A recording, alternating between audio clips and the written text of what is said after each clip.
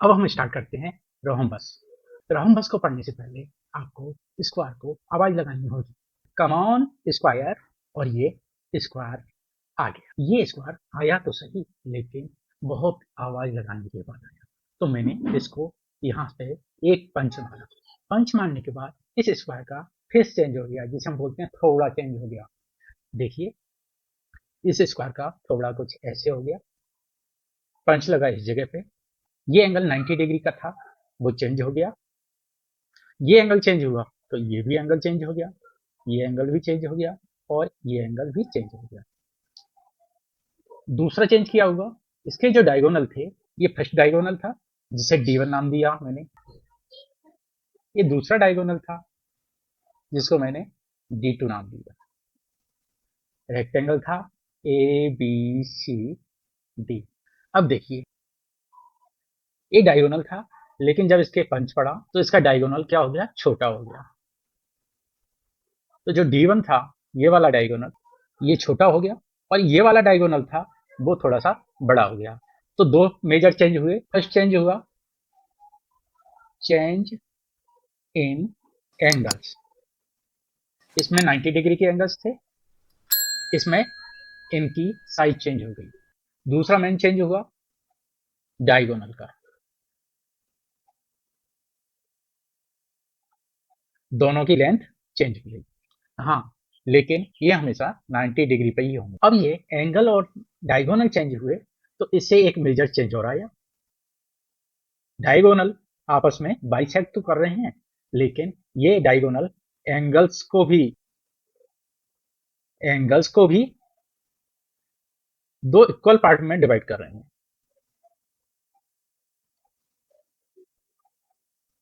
देखिए, अगर ये 60 का एंगल था, ये वाला, तो ये डिवाइड करके 30 और 30 के टू एंगल्स में चेंज होता है। अब आपको मैं एक ट्रिक बताता हूँ। रोम्बस है क्या? आपने प्लेइंग कार्ड देखे होंगे, जिसमें हार्ट होता है, स्पिरिट्स होता है, तो ये डायमंड है, उसकी शेप होती है रोम्बस की। इसको क्या बोलते हैं? डायमंड। डायमंड यानी DI, यानी चेंज हुआ किसमें? एक तो डायगोनल में, दूसरा हुआ A4 एंगल में चेंज हुआ।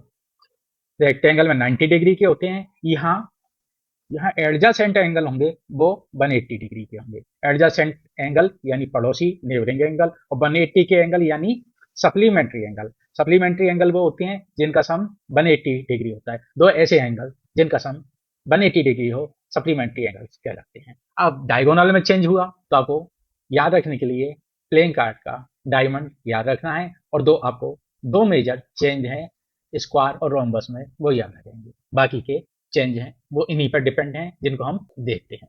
मेरे पास कोई एक रोम्बस है, जिसको नाम दे देता हूं मैं ABCND।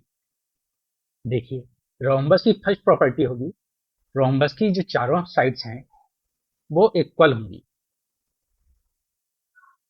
इसको नोट डाउन कर लेते हैं। All sides of rhombus are equal.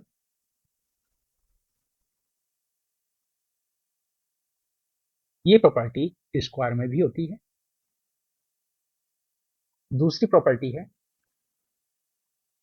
देखिए, ये जो अपोजिट साइड है रोम्बस की, ये एक दूसरे के पैरेलल होंगी। तो लिख सकता हूं मैं, opposite side of rhombus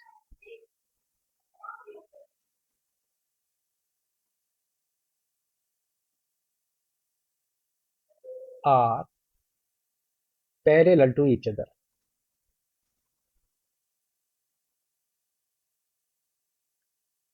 third property है, ये जो एंगल है, अपोजिट एंगल हमेशा रोम्बस के इक्वल होंगे। यानी डी एंगल होगा वो इक्वल होगा बी के, ए एंगल होगा वो इक्वल होगा सी के। इसको नोट डाउन कर लेते हैं। Opposite angle of rhombus are equal. Fourth है जो एडजेसेंट एंगल है यानी नेबरिंग एंगल, उनका सम होगा 180 डिग्री, यानी सप्लीमेंट्री एंगल होंगे। तो मैं फोर्थ लिख देता हूं, sum of adjacent angles in rhombus is 180 degree, और इनको हम सप्लीमेंट्री एंगल भी बोलते हैं।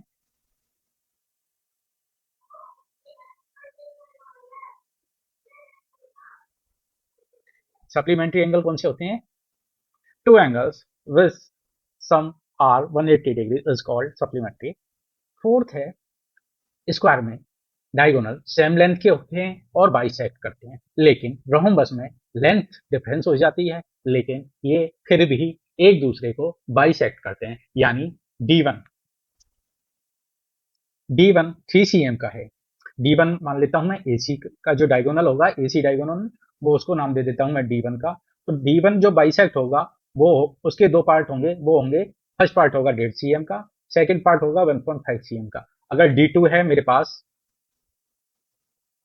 D2 यानी BD वाला जो है डायगोनल, उसकी लेंथ 6 cm मान लूं, तो इसका एक पार्ट होगा 3 cm का, सेकंड पार्ट होगा 3 cm का, और ये बाइसेक्ट होंगे। तो मैं लिख सकता हूं डायगोनल ऑफ रोम्बस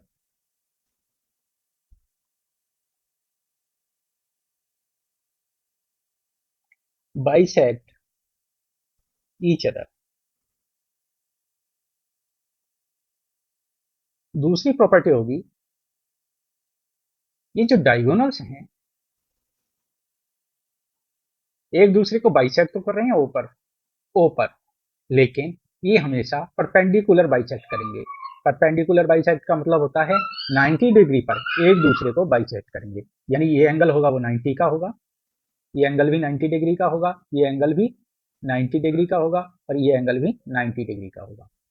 6 प्रॉपर्टी हो गई। डायगोनल ऑफ रोहम्बस बाइसेक्ट की जगह इंटरसेक्ट लिख लेते हैं यहाँ पे, इंटरसेक्ट परपेंडिकुलर यानी 90 डिग्री पर।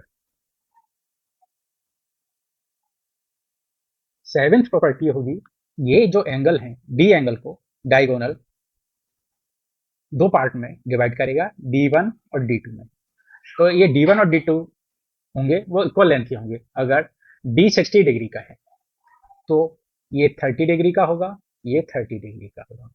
सपोज कीजिए एंगल बी है 80 डिग्री का, तो B1 होगा वो 40 डिग्री का होगा, ये B2 होगा वो भी 40 डिग्री का होगा, यानी B1 और B2 इक्वल लेंथ के होंगे और B2 इक्वल पार्ट्स में डिवाइड होगा। तो इसे लिख लेते हैं, diagonal of rhombus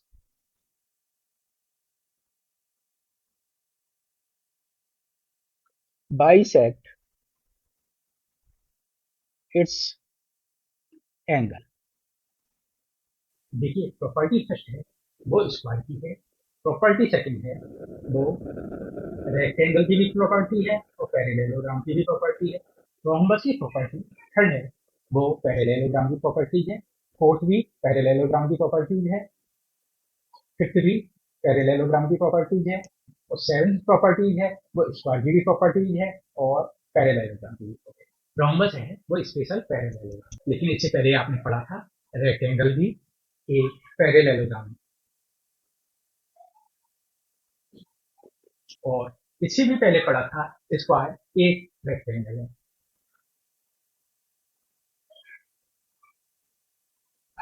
square is a rectangle. तो हम बोल सकते हैं रेक्टेंगल और रोम्बस की जो कॉमन प्रॉपर्टीज है वो स्क्वायर की प्रॉपर्टीज होती है, यानी जो कॉमन प्रॉपर्टीज होंगी वो होंगी स्क्वायर की प्रॉपर्टीज। और ये हो गया रेक्टेंगल और ये हो गया रोम्बस। तो हम बोल सकते हैं square is also a rhombus.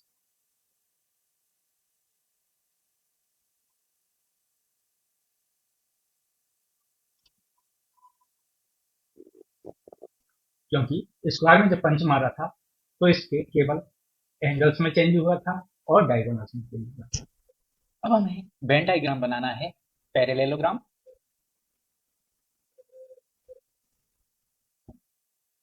Rhombus, rectangle and square में। इसको बनाने से पहले हमने देखा था रेक्टेंगल। रेक्टेंगल की स्पेशल फॉर्म को ही हम स्क्वायर कहते हैं, यानी square is a rectangle. Second हमने देखा था पैरेललोग्राम।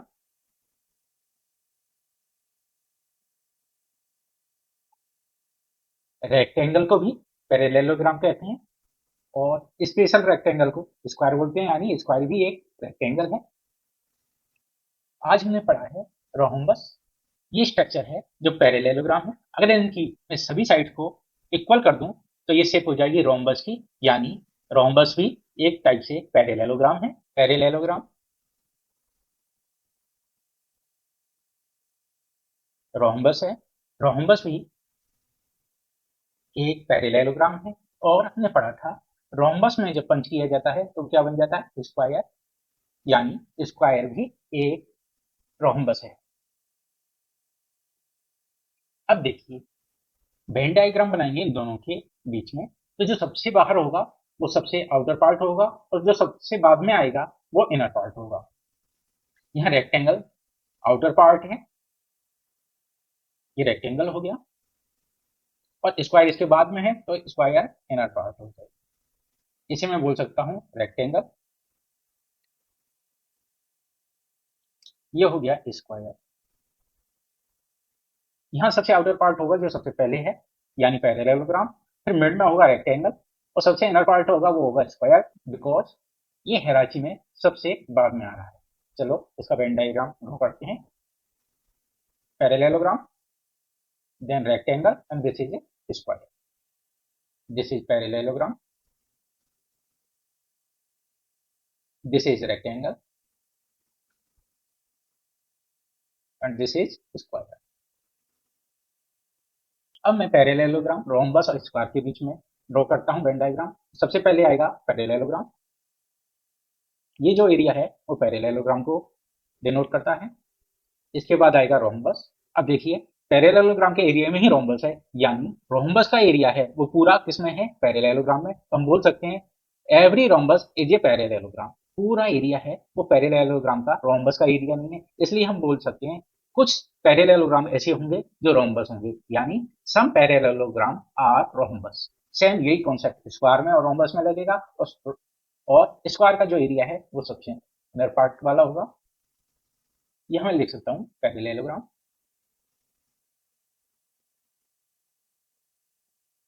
दिस इज रोम्बस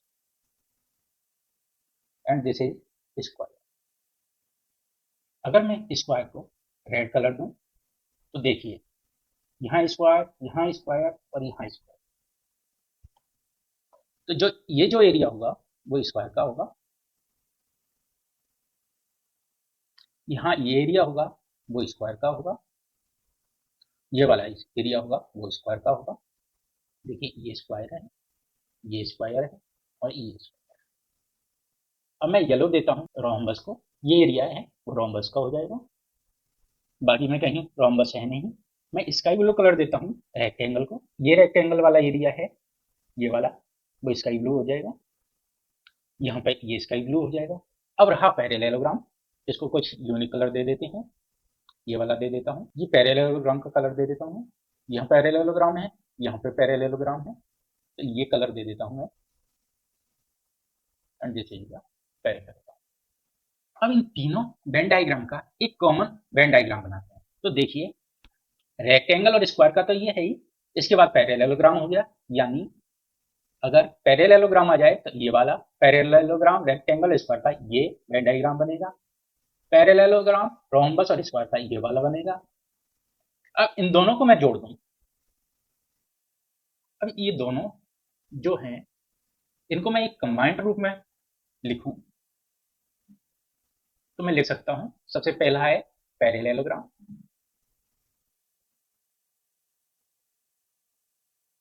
फिर बन रहा है रेक्टेंगल, मैंने रेक्टेंगल बना लिया। यहां बन रहा है रोम्बस, यानी पैरेललोग्राम टू पार्ट्स में डिवाइड हो रहा है। यहां पे बना रहा है रेक्टेंगल और यहां बना रहा है रोम्बस। अब रेक्टेंगल बना रहा है स्क्वायर को,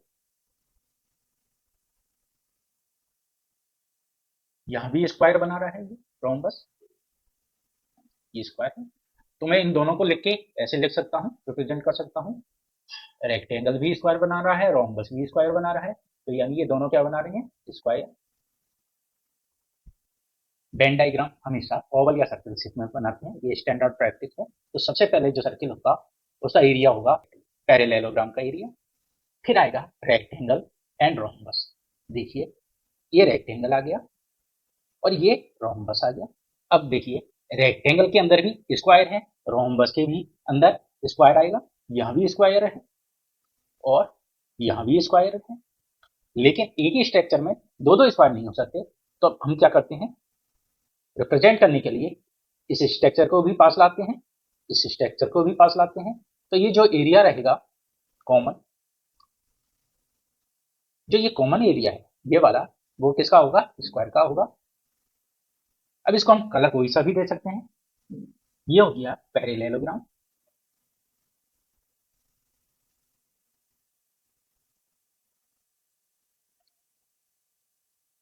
ये जो एरिया है वो है रेक्टेंगल का और ये है रोम्बस। इन दोनों का कॉमन एरिया है वो है स्क्वायर। अब इस वेन डायग्राम को देखने पर आप देखोगे कि जो स्क्वायर का एरिया है वो रेक्टेंगल का भी एरिया है। हम लिख सकते हैं एवरी स्क्वायर इज रेक्टेंगल। दूसरा हम लिख सकते हैं, देखिए स्क्वायर का एरिया है वो रोम्बस का भी एरिया है, तो एवरी स्क्वायर इज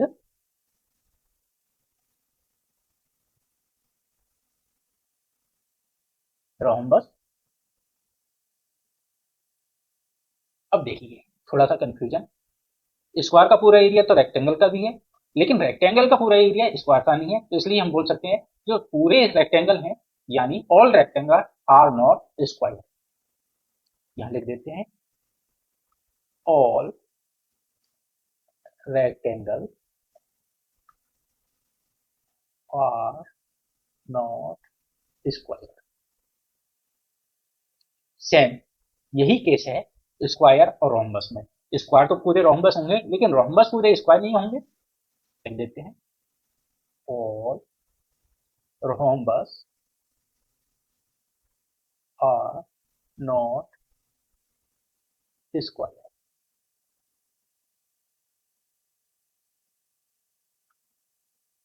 सेकंड देख लेते हैं, देखिए स्क्वायर का एरिया है वो पैरेललोग्राम का भी एरिया है, लेकिन पूरा जो पैरेललोग्राम का एरिया है वो स्क्वायर का एरिया नहीं है। तो हम लिख सकते हैं ऑल स्क्वायर आर पैरेललोग्राम। यही मैं सेकंड ऑब्जर्वेशन को लिख देता हूं, बट लेकिन सारे पैरेललोग्राम है वो स्क्वायर नहीं होंगे, कोई केवल पैरेललोग्राम भी होगा, कोई रेक्टेंगल भी होगा, कोई स्क्वायर भी होगा। तो हम लिख सकते हैं बट ऑल पैरेललोग्राम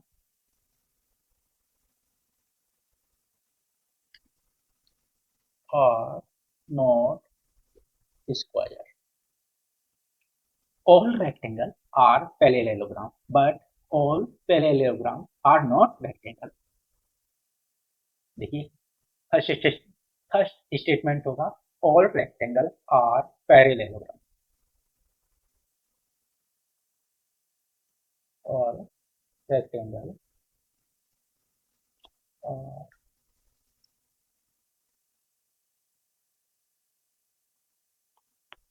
सेकंड होगा, ये जो वाला सेकंड लिखा है, all parallelogram are not rectangle.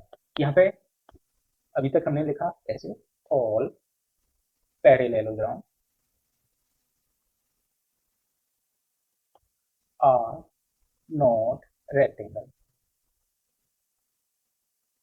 इस वाले स्टेटमेंट को मैं यही लिख देता हूं बट लगा के, बट ऑल पैरेललोग्राम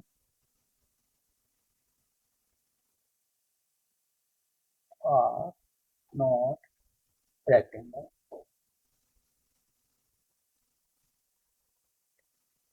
इसको रिपीट कर देता हूं, सेम मैं यहां लिखता हूं, all rhombus are parallelogram, all rhombus are parallelogram but all parallelogram are not rhombus। ये जो स्टेटमेंट है ये सारे 5 स्टार स्टेटमेंट हैं, आपको याद होना चाहिए। ये आपका रोम्बस और Venn diagram between parallelogram, rectangle, rhombus and square complete होता है। नेक्स्ट पार्ट में हम सॉल्व करेंगे figure it out question next page के। अगर आपको ये वीडियो अच्छा लगा हो तो शेयर एंड सब्सक्राइब जरूर करें। धन्यवाद।